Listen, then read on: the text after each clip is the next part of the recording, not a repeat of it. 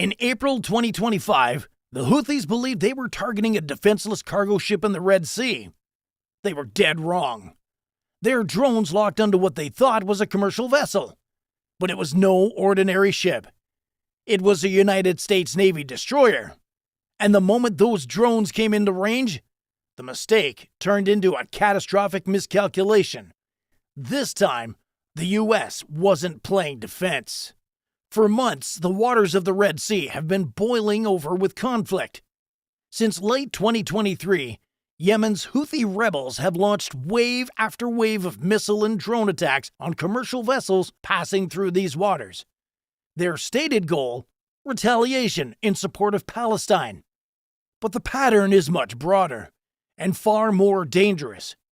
Cargo ships, tankers, even neutral vessels flagged from countries across Europe and Asia have been hit. And in recent months, U.S. Navy warships have found themselves in the crosshairs as well. There have been over 40 confirmed Houthi attacks in the Red Sea in just a few months. They fired one-way explosive drones, anti-ship cruise missiles, even ballistic missiles, some of which struck civilian ships. Tankers have been forced to abandon course. Crews had to be evacuated. Billions of dollars in goods were rerouted around the southern tip of Africa, adding weeks to delivery schedules. And then came a different kind of confrontation. Ships like the USS Carney, USS Gravely, and USS Laboon have been operating under Operation Prosperity Guardian, a mission designed to protect international shipping and stabilize a critical maritime route. These aren't passive patrols. The Carney alone has intercepted over 40 drones and missiles. And these aren't speculative threats.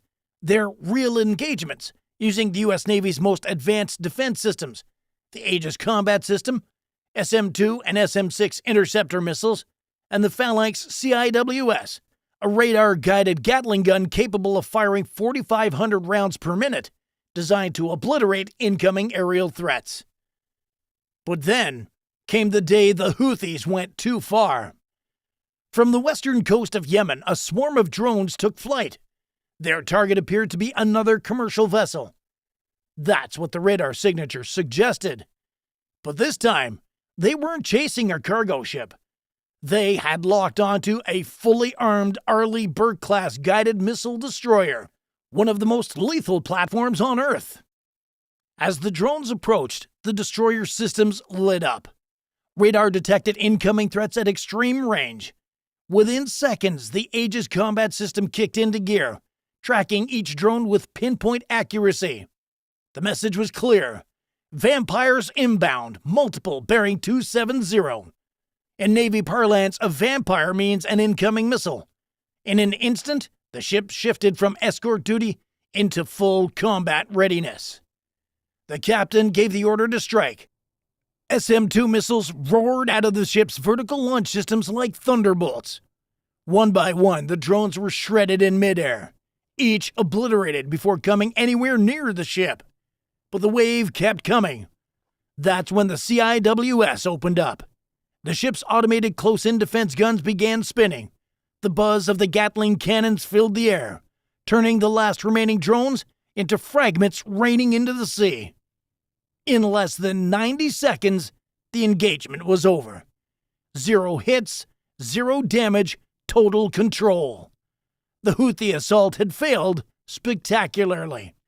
They hadn't struck a freighter. They had challenged a warship designed for exactly this kind of threat and lost.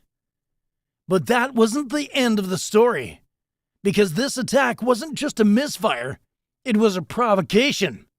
A test of U.S. resolve. And now, the Houthis had done more than disrupt shipping lanes. They had directly engaged a U.S. Navy destroyer. And that changes everything. Within hours, retaliation orders were drafted. Target coordinates were confirmed. Pilots were briefed. The response would be swift, precise, and undeniable. That night, aircraft lifted off from a nearby carrier strike group stationed in the Arabian Sea. This was no routine patrol. This was a multi-phase strike operation, calculated, coordinated and lethal. Phase 1, electronic warfare.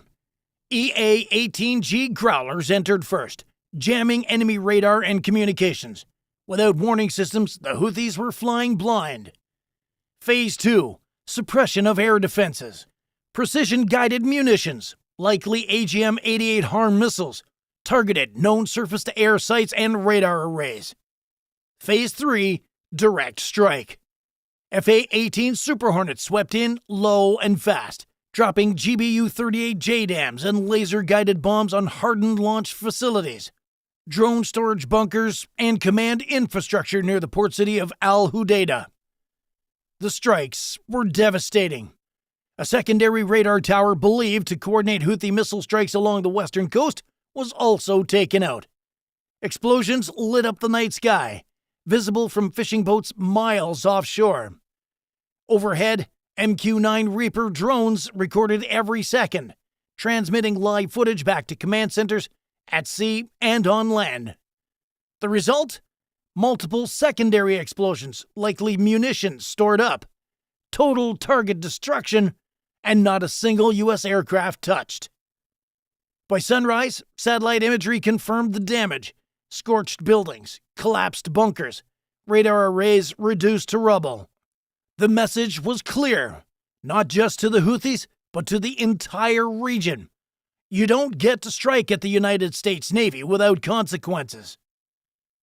This was not the first retaliation in Yemen, but the speed, scale, and precision of this operation sent a message beyond Yemen's borders. Tehran was watching, Moscow was watching, Beijing was watching. Everyone saw how quickly the United States can shift from defense to total dominance. For the Houthis, the damage wasn't just physical, it was also psychological. Their radar systems were blinded, launch sites destroyed, their ability to strike again crippled. The strike they intended to make as a statement turned into a harsh lesson in modern warfare. The U.S. Navy isn't just present in the Red Sea, it controls it. Now the question remains, is this enough? Are these precision strikes a sufficient deterrent? Or has the time come for a broader offensive posture? Because this isn't just about drones or missiles. This is about influence, this is about deterrence, and the whole world is watching to see what America does next. For the Houthis, the message couldn't be more clear. If you target a U.S. warship, you better not miss, because what comes next can't be shot down. Thanks for watching Navy Chronicles. If you found this story eye-opening, subscribe and tap the bell to stay updated on the world's most critical naval events. Let us know in the comments, if you were in command, would you have held back or hit harder? Stay sharp, stay ready. See you next time.